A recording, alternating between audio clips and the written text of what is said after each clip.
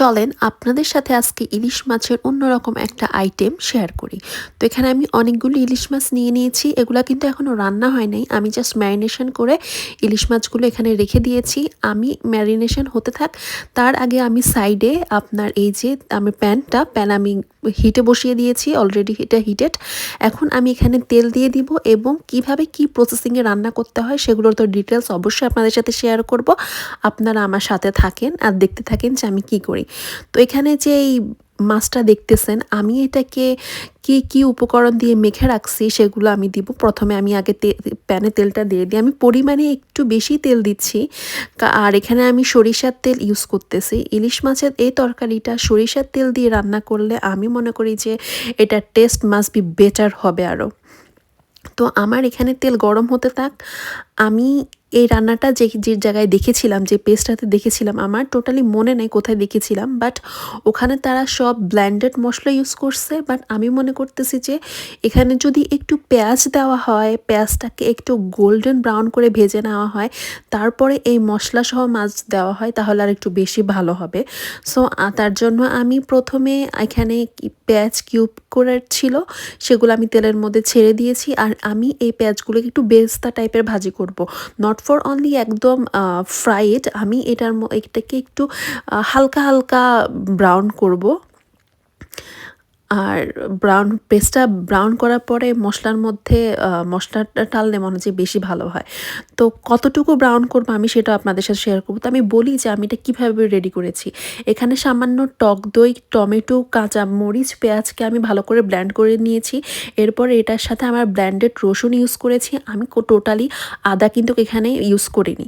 আর গুঁড়া মশলার মধ্যে আমি সকল প্রকার গুঁড়া মশলা ব্যবহার করেছি, অনলি আমি ইউজ করিনি জিরা মশলা আমি অ্যাভয়েড করেছি। আর বাকি হলুদ গুঁড়া, মরিচ গুঁড়া ওগুলো ইউজ করছি। আর এখানে আমি টক দই দিছি। টক দই দিছে, আপনারা যদি মিষ্টি দই ব্যবহার করেন সেটা দিতে পারেন, তবে মিষ্টি দইটা পরিমাণ একটু কম দিবেন, নইলে আবার টেস্ট মজা হবে না। আর সামান্য একটু আমি দিয়েছিলাম, আপনাকে বলে কি সরিষার তেল দিয়ে মেখে ম্যারিনেট করে রেখেছিলাম। আপনি সবসময় মাছ আইটেমগুলো আপনি বেশিক্ষণ ম্যারিনেট করার প্রয়োজন নেই। আপনি মিনিমাম 10 মিনিট ম্যারিনেট করলেই জাস্ট হয়ে যাবে, কারণ নইলে রান্নার শেষে কিন্তু মাছটা অতিরিক্ত নরম হয়ে যাবে যখন আপনি রান্না করবেন। সো দেখেন আমার পেঁয়াজটা কিন্তু অলরেডি গোল্ডেন ব্রাউন হয়ে এসেছে। এখন আমি মাছগুলাকে আলাদা সাইড করে রেখে দিব। আগে আমি একসাথেই কিন্তু তেলের মধ্যে মাছগুলা দিব না, আমি মাছগুলাকে আগে সাইডে আলাদা করে রেখে দিব এবং তারপর আমি মশলাটাকে আপনার তেলের উপরে ভালো করে আপনার কষিয়ে নিব। কারণ কথাতেই আছে, মশলা যত কষবে রান্না তত ভালো হবে, তাই না? এটা কিন্তু সবাই জানে, মিনিমাম যারা রান্না করে সবাই এইটা জানে। সো আমরা নোয়াখালীর মানুষ, আমরা মশলা কষিয়ে খাইতে খুব পছন্দ করি। আমি জানি না অন্যান্য কোন কোন ডিস্ট্রিক্টের মানুষে মশলা ভালোভাবে কষাই খায়। আপনারা চাইলে কমেন্টস করতে পারেন আপনারা কোন ডিস্ট্রিক্টে থাকেন এবং আপনাদের রান্নার সিস্টেম কীরকম। তো আমি এখানে এই মশলাগুলোকে এখন তেলের মধ্যে ঢেলে দিব। আর এটাকে ভালোভাবে কষাবো যতক্ষণ না এই মশলার তেলটা আপনার উঠে আসে। মশলার তেলটা আপনার কড়াইয়ে উঠে আসে, ততক্ষণ পর্যন্ত আমি এটা ভালোভাবে কষিয়ে নিব এবং কষানোর পরে আমি হালকা একটু পানি ব্যবহার করব। পানি ব্যবহার করে আমি এটাকে আরও কষাবো। তো দেখেন আমার এখানে কিন্তু অলরেডি তেলটা উঠে আসছে, মানে ভেসে আসছে কড়াই থেকে। তো আমি এটাকে আরও ভালোভাবে আরেকটু কষিয়ে নিব ঢাকনা সরিয়ে। এটাকে আমি কিন্তু আগুনের ফ্লেমটা খুব একটা হাইতে রাখি নাই, এটা মিডিয়াম লোতে ছিল। তো আমি ওই লোতেই এটাকে ভালোভাবে মশলাটা ভালোভাবে কষিয়ে নিয়েছি। তো আমি এরপর সামান্য একটু পানি দিয়ে এটাকে আরেকটু ভালোভাবে আপনার কষাই নিব, যাতে আমার মশলার মধ্যে কোনো কাঁচা গন্ধ না থাকে। আর যখন আমি মাছটা রান্না করব, মাছটা রান্না করার সময় তো মশলাগুলো আরও ভালোভাবে কষবে আর মাছের মধ্যে ভালোভাবে মশলার ফ্লেভারটা ঢুকবে।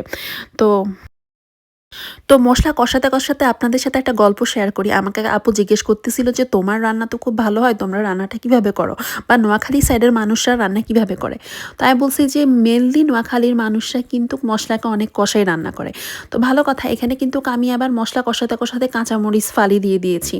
আমি এটা লাস্টে দিব না, কারণ লাস্টে অনেক সময় মরিচটা ভালো মতো সিদ্ধ হতে চায় না। আর এই রান্নার এই পর্যায়ে মরিচটা দিয়ে দিলে এটার একটা ঝাল যে টেক্সচারটা আছে সেটাও ভালোভাবে মশলার সাথে মিশবে আর এটা ভালোভাবে সফটও হবে। এইজন্য আমি মরিচটা এখনই দিয়ে দিয়েছি। আপনারা গার্নিশের জন্য পরবর্তীতেও দিতে পারেন মরিচ বা ধনিয়া পাতা যে যাই দেন না কেন সেটা দিতে পারেন। আমি ধনিয়া পাতাটা স্কিপ করব। আপনারা দেখবেন ভিডিও শেষে। তো আমার মশলাটা কিন্তু ভালোভাবে কষে গেছে। একেবারেই তেল ছেড়ে গেছে পানি দেওয়ার পর। আমি কিন্তু ডাবলভাবে কষাইছি। একবার আপনার কষানোর পরে তেল বের হইছে, এরপরে আমি পানি ইউজ করছি এবং পরবর্তীতে কিন্তু আমি পানি দিয়ে আবার একবার কষিয়েছিলাম।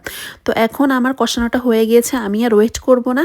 আমি এক, এক করে আমার মাছের পিসগুলো এখন দিয়ে দিব। সো এই যে ১ম পিসটা দেখতেছেন, এই পিসটা আমার জন্য। দ্বিতীয় যে পিসটা নিলাম সেটাও আমার জন্য এবং ৩ নাম্বার যে পিসটা নিলাম সেটাও আমার জন্য। সো আমি একে, একে আমার সবগুলো মাছের পিস মশলার মধ্যে দিয়ে দিব। আপনারা কি ভাবছেন? আমি বলব যে এটা ওর মাছ, এটা ওর মাছ না। এই সবগুলা মাছ আমারই জন্য। কারণ আমি ইলিশ মাছ খাইতে খুবই পছন্দ করি। সো আমি একে, একে এই সবগুলা মাছ এখন এ তেলের মধ্যে দিয়ে দিচ্ছি। আমি কিন্তু আপনার এই মাছটা দেওয়ার পরে পানি দিয়ে ঢেকে দিব। আমি মাছটা টোটালি লাড়াবো না। কারণ ইলিশ মাছ খুবই সফট হয়। আর যেহেতু আমি 10 মিনিটস মেরিনেট করে রাখছিলাম, এটাকে যদি আমি লাটতে যাই তাহলে এটা ভেঙে যাওয়ার পসিবিলিটি আছে। তো আমি মাছগুলোকে সুন্দরভাবে বসাই দিছি সাইজ অনুযায়ী, পানি দিয়ে দিছি এবং ঢাকনা দিয়ে ঢেকে দিব হালকা ফ্লেমে। আর এরপরে এটা হতে থাকবে যতক্ষণ না এটা প্রপারলি আপনার মাছগুলা প্রপারলি হয়ে আসে এবং পানি টেনে আসে, তেলটা ভেসে আসে। এই যে দেখেন আমার মাছটা কিন্তু টোটালি তেল ভেসে আসছে। আমি কিন্তু একবারও আর পানি দেই নাই, কিচ্ছু দিই নাই। লো ফ্লেমে আমার মাছটা হইছে। আমি চামিচ দিয়েও লাড়াই নাই। আমি জাস্ট কড়াইটাকে ধরাই একটু হালকা, হালকা করে নেড়ে দিছিলাম, ব্যাস এতটুকুই। তো আমি আপনাদেরকে এক পিস উঠাই দেখাই। কি বলেন? মানে কেমন হইছে সেটা আপনাদেরকে তো এক পিস উঠাই না দেখাইলে তো আমারও ভাল লাগবে না, আপনাদেরও ভাল লাগবে না। তো চলেন এক পিস বিসমিল্লাহির রহমানির রহিম আমি উঠাই দেখাই, না জানি এটা ভেঙেছে। আমি খুব ভয়ে, ভয়ে আছি। দেখেন এটা কিন্তু পারফেক্ট। সো আমার রান্না তো হয়ে গেছে। আমি আর ওয়েট করতে পারছি না। আমি এখন ভাত খাবো। সো আল্লাহ হাফেজ।